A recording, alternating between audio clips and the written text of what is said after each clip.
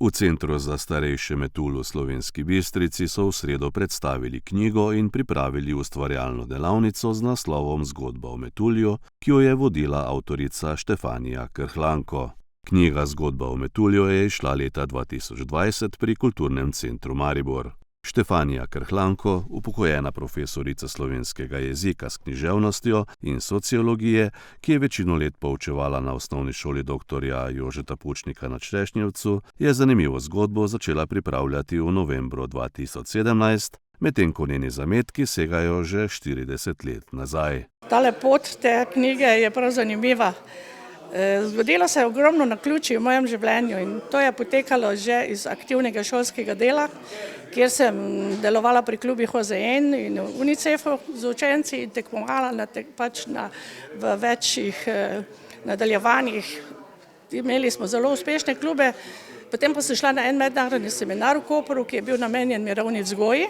Tam smo sodelovali Avstrijci, Italijani, Slovenci, Hrvati, pa še v angleščini je bil povzetek. In tam sem videla in spoznala te stvari, tudi delavnico, luknjanje, igranje na lajnico, oblikovanje obraza in vstavljanje misli in tako naprej.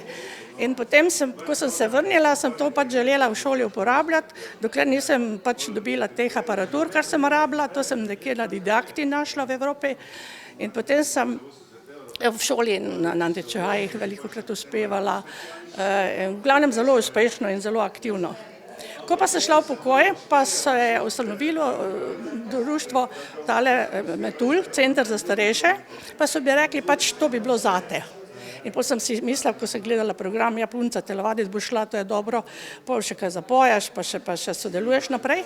In ker sem bila po poklicu profesorica celo slovenščine in celo sociologije na drugi stopnji, ki sem jo naredila ob delu, sem potem hitro se znašla, ko je bilo treba kaj voditi, predstaviti, povezati in mi ni bilo težko. Zato sem rekla, da to je moja druga služba, nadaljevanje in sem se v tej skupini čudovito počutila.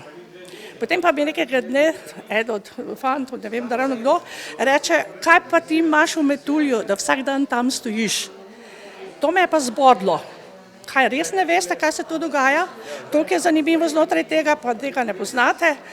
Pa sem si mislila sama pri sebi, tako čez par dni, kaj če bi ti s temi starejšimi naredila to, kar si delala z otroke v šoli.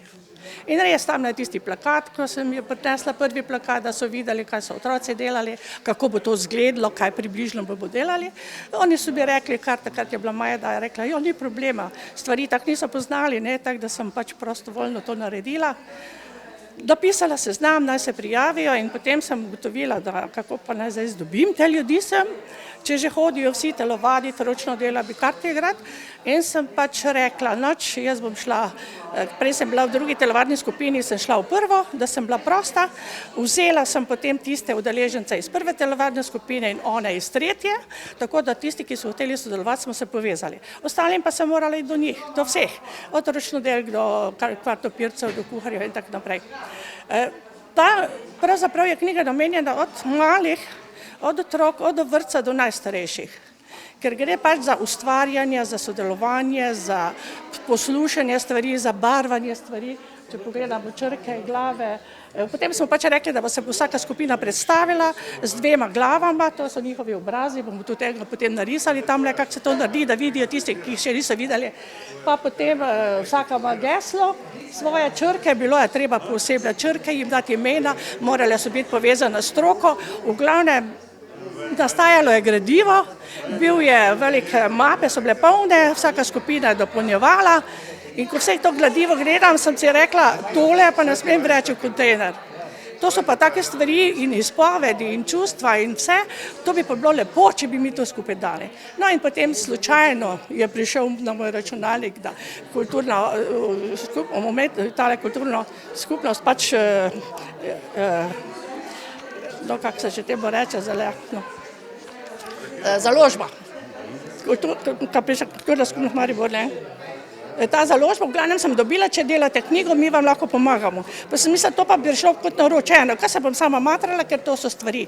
In tako je potem potekalo, sicer še veliko stvari bilo potrebnih, od lektorjade do oblikovanja, do platnic, do barvnega tiska in tako naprej, ker vsi so hoteli samo črno-belo in lahko in tako naprej. Meni se je pa le zdelo, da je to nekaj zelo pomembnega. Mislim, da smo edini pač, ki smo tako na čudovita, igrivi, doživljajski način, res istočasno smo se močno povezali, ker skupina prej so prišli vsak v svoji skupini, pa so šli, zdaj pa so le bili med seboj povezani, tako da je bilo to krasna stvar. In jaz mislim tudi, da je edinstvena še danes in sem zelo ponosna na to, da smo to skupaj naredili.